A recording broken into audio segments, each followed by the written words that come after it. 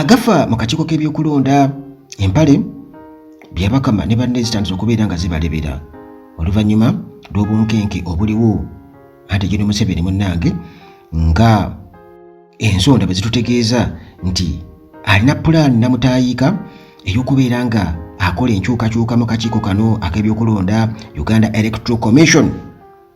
Bino byonna muganda wange nga bw'obiwulira bigendereddwamu kunyweza akalulu ka 2026 bigendereddwamu kunyweza akalulu ka 2026. Ntera okubagamba nti ewali omukka tewabula muliro.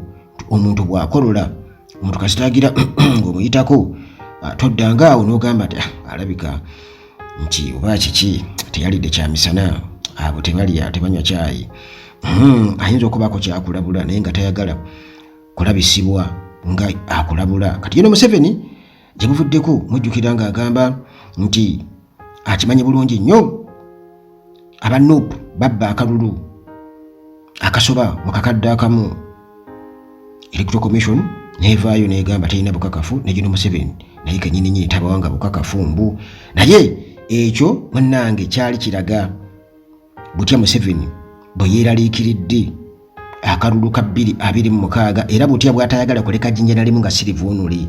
Nabagambye nti ebyali mu Arua n'ebirala ebibajjize bibaawo bikulaga kiki General Museveni kati kyapulaaninga nti ebyali mu Arua n'ebyaddako nti Museveni teyaddamu kuleka gaapu n'emu kubanga talina gaswazibwa. Kati yakuwa okuswazibwa talina maanyi nnyo, kati alina kukozesa just remote kati n'okusingawo oluli amanda agazeza bujja. Kati mulina okubeera nga mulayira nti munnange ngenda kukola save my job bannange, ngenda kukola, ngenda kubakugira, nja kulangirira bwentyo otya. Sooka ombuulire bw'ogenda okulangirira n'obisomamu awo.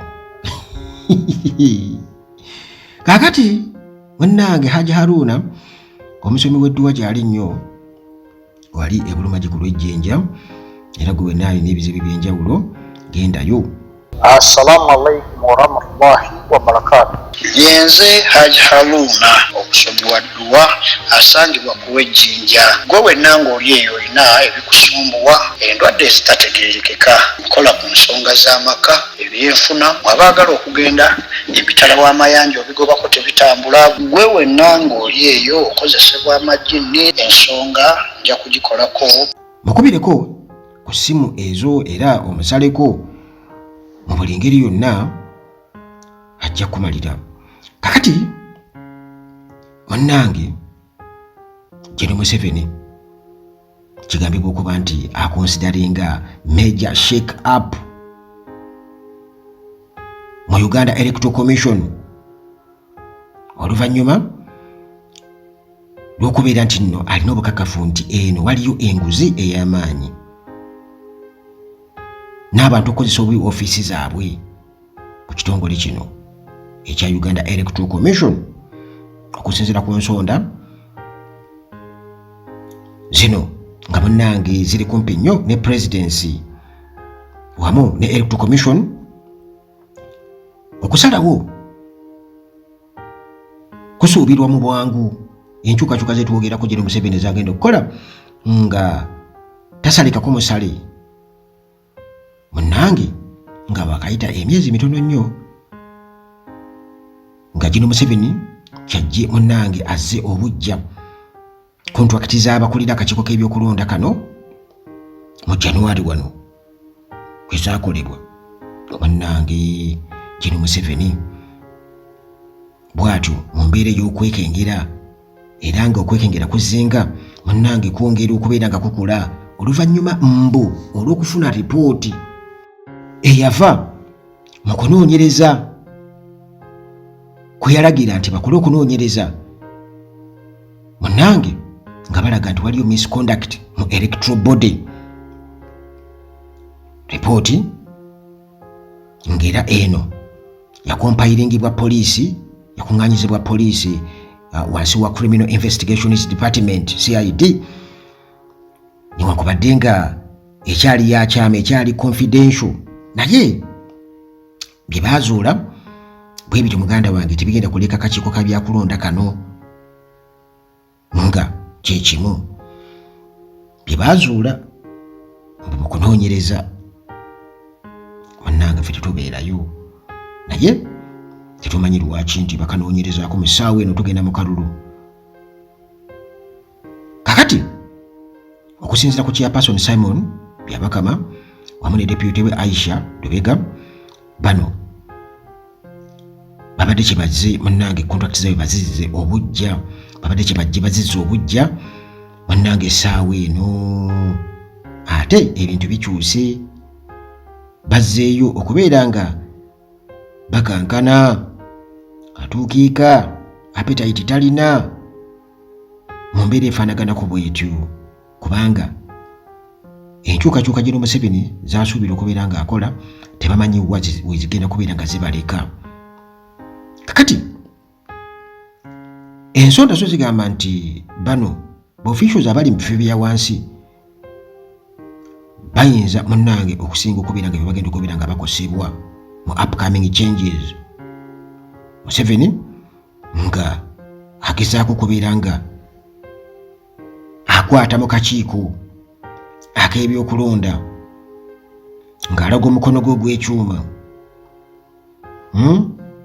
Tugenda mu 2026 mwagala kukola ki?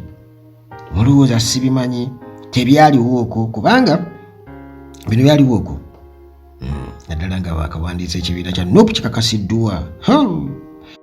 Mu kiseera ekyo waliwo abaamuwuliramu musera era mujjukira bulungi nga tunaatera okugenda mu kalulu ka 2021 olwo nga tulina okukakasa NUP egenda kujja etya, Bobi Wine agirawa ng'eri bamawo bali mu kuduula. Ffe tetuteesa na bisinde bitalinayo ne busenta namba, tetukola tutya munnange. NUP ejja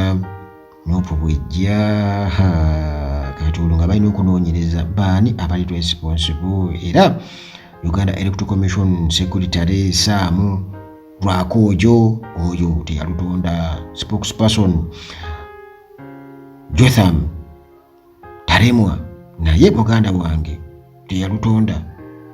Kini Museveni yagamba nti saagala bawandiisa bati ekibiina nga temumanyi. Kale munnange obwesige gino Museveni bwalina mu kakiiko k'ebyokulonda kano oba oliawo nga bye bagamba siko kakali kakulumyeko bw'okalaba okadduka n'abeera nga yatandika okubeera nga abeekengera. Era mu myezi gino 16 oba egitawera gyetusigazza nga okuyingira kalulu ka 2026 gino Museveni ng'asuubira okuba ng'akomawo era nga tayagala muziziko gwonna, ensonga yonna eyinza kumulemesa, bw'atyo alina okubeera nga akwata olweyo nti gwe bw'obanga munnange olimu akamyufu konna genda, njagala bali nga ne bwebasala batiirika yero. Kakati okusinziira ku mbeera era eriyo ensonga y'obuli bw'enguzi mu kakiiko kano ak'ebyokulonda, gino Museveni nayo bw'atyo akikulembeza nnyo. Agamba nti bano enguzi yaleetera okubeera nti akakiiko kafiirwa biliyoni eziri 3, era kino azze akyogerako wano, era we yasinzira okubeera nga yeemulugunya ku electoral process. Jjukira yagamba nti National Unity Platform babba akalulu ka 2021 n'obululu obusukka mu kakadde, era nga yeemulugunya ku performance y'akakiiko k'ebyokulonda kikitegeeza. Kakati munnange biro byonna nga bimaze okubeera nga bifumbibwa ne babireeta okuba mu maaso, okitegeere nti waliwo ensonga lwaki akakiiko k'ebyokulonda kalina okubeera nga kakyusibwakyusibwa, nga kiringa abategeeza nti ne bwe bakakyusakyusa kigenda kukuyamba ggwe, ne bwe bakakyusa tekikuyamba kubanga yoredi ensonga aziwadde nti yeyabbibwa era n'abiyingizaamu n'enguzi. Kati munnange bw'atyo alekedde okwata olweyo okubeera ng'ayera okukakasa nti akola enkyukakyuka, nti wabeerewo obwerufu n'okubeera nga ye akakiiko akeesiga nti naye kati akeesiga, naye kati kali abadde amanyi kakolera ani? Kakolera NUP na Bobi Wine gwe kakolera, era yeewuunya nnyo Bobi Wine okufuna simanyi ebitundu ebyo 38 ng'abifuna atya. kijja kitya 35 agamba 35 mbu yabifuna atya okiraba.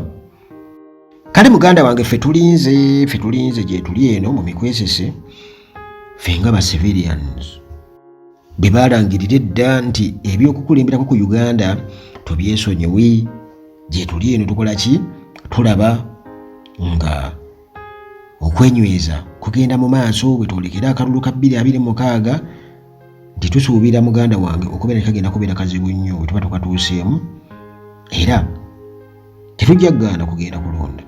Tujja genda kulonda kuba ge maanyi gaffe naffe okulaga nti gye tuli, nti opposition gyeri. Kikulu nnyo ekyo okulaga nti opposition gyeri, okusinga okubeera nti nno tufaanaganako eggwanga ery'okumulirwano wali erya Rwanda batugambe nti ebitundu 99 omukulu abiwuuse. Kale wano Uganda muganda wange ate ekyo tekyalisaanye okubeerawo newankubadde nga muganda wange abasajja akalulu bakakozesa kubeera nti nno balaga nti waliwo demokrasiya mu Uganda, naye nga ebiri wansi nga gino Museveni byagamba nti yayita mu underground eni waggulu muba muwoza muwoza waliwo demokrasiya eri wansi. Muganda wange mundu teri rule of law revolution yekola eni waggulu mulimu nti demokrasiya rule of law eri wansi tebiriiyo, ate nga gyayitira muganda wange n'asooka abalula nyukiriya ye eni waggulu emiranga munnange gyetuwulira